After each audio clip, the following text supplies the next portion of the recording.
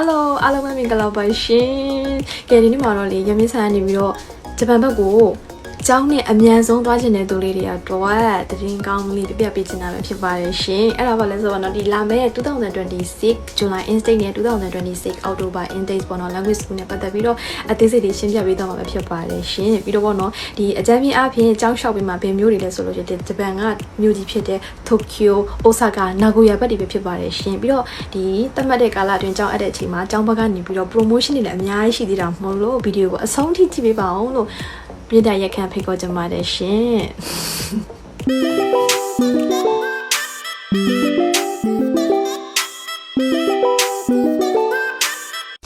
အဲ့ဆိုလို့ရှိရင်ပေါ့နော်ဒီကျောင်းနဲ့ပတ်သက်ပြီးတော့အသေးစိတ်လေးပြပြသွားပါမယ်ရှင်အဲ့တော့ပထမဆုံးပေါ့နော်ဒီမိကိုရိုင်းကျောင်းစပြီး6မိနစ်တယောက်အနေနဲ့ဘာလို့ရလဲဆိုလို့ရှိရင်เนาะမြန်မာပြည်ကဘက်ကနေပြီးတော့အနိုင်ဆုံးပညာရေးရှင်10တန်းပေါ့နော်အထက်တန်းအောင်မြင်တဲ့သူဖြစ်ရပါမယ်ရှင်ပေါ့နော်ဒါကတော့ဘက်ကလိုရတဲ့အရေးချင်းတွေပေါ့နော်အထက်တန်းအောင်မြင်တဲ့သူဖြစ်ရပါမယ်နောက်တစ်ခါကျတော့ဗာလဲဆိုတော့ဒီဂျပန်စာအရေးချင်းပေါ့နော်ဂျပန်စာ level အရေးချင်းကတော့အနိုင်ဆုံး on 5အောင်မြင်ထားတဲ့လူပေါ့နော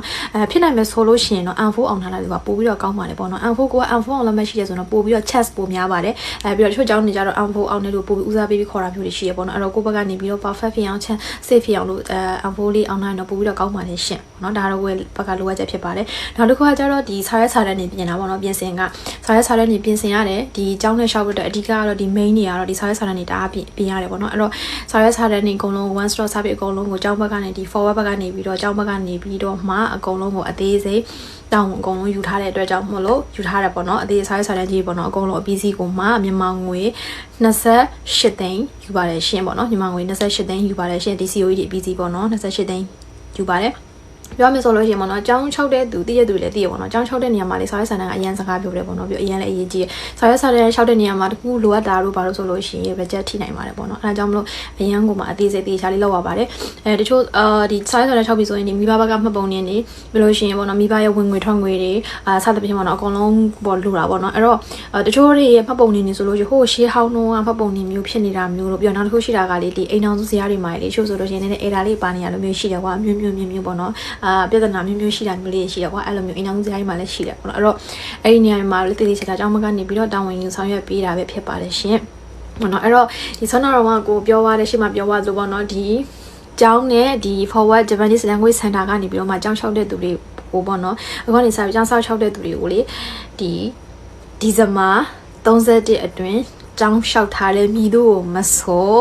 ုကျောင်းဘက်ကနေပြီးတော့မှ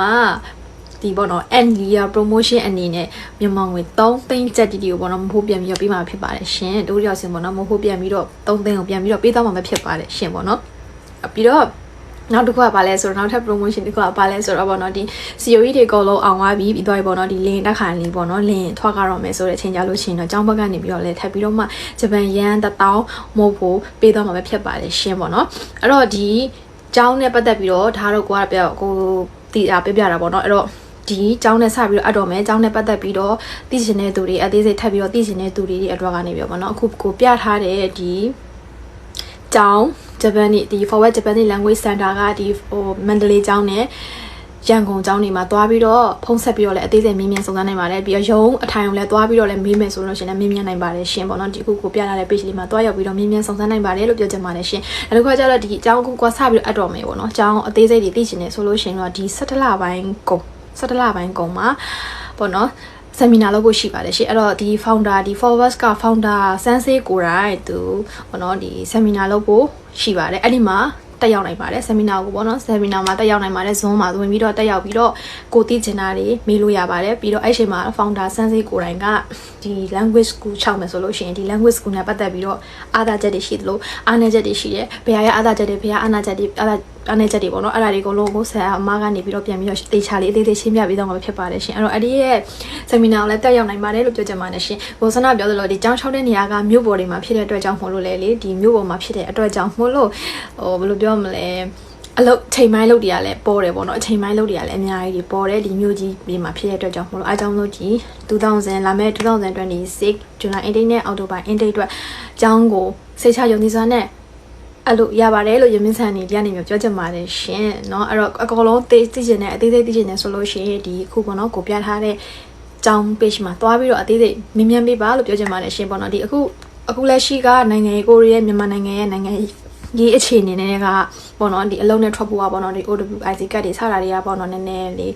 ကြံကြတယ်လေနော်အရင်နဲ့အခက်အခဲဖြစ်တယ်အဲ့တော့အကြောင်းနဲ့ဆိုရင်တော့ပေါ့နော်ပို့ပြီးတော့လင်းမြန်ပို့ပြီးတော့မြန်လိမ့်မယ်လို့တော့ထင်တယ်ပေါ့နော်မြန်လိမ့်မယ်လို့ထင်ပါတယ်အဲအကြောင်းတချို့ကကြတော့ပို့ပြီးတော့အလောက်ထပ်ပို့ပြီးကြောင်းဘက်ကိုပို့ပြီး run နေတဲ့သူတွေကများတယ်ပေါ့နော်အဲအကြောင်းမလို့သတင်းကောင်းလေးပါပြီးတာပဲဖြစ်ပါတယ်ရှင်ကျေးဇူးအများကြီးတင်ပါတယ်ဗီဒီယိုကိုအဆုံးထိကြည့်ပြီးရတော့ကျေးဇူးအများကြီးတင်ပါတယ်ရှင်အဲ့တော့အသေးစိတ်ကိုဒီပြီးခဲ့တဲ့ကောက်ကကြော်ညာတဲ့ဗီဒီယိုရဲ့အောက်ဒီမှာအများကြီးမေးထားတယ်ပေါ့နော်ကျောင်းနယ်ဘယ်လိုလုပ်ရမလဲကျောင်းနယ်ဘာလို့ဖြစ်တယ်ဘာဖြစ်တယ်မေးထားတာအများကြီးပဲဖြစ်ပါတယ်ရှင်အဲကြောင့်ဒီကနေပြီးတော့ပြန်ပြီးတော့ဖြေပေးလိုက်ပါတယ်လို့ပြောချင်ပါတယ်ရှင်ကျေးဇူးအများကြီးတင်ပါတယ်ဗီဒီယိုအဆုံးထိကြည့်ပြီးရတဲ့အတွက်မတတ်နေ bye bye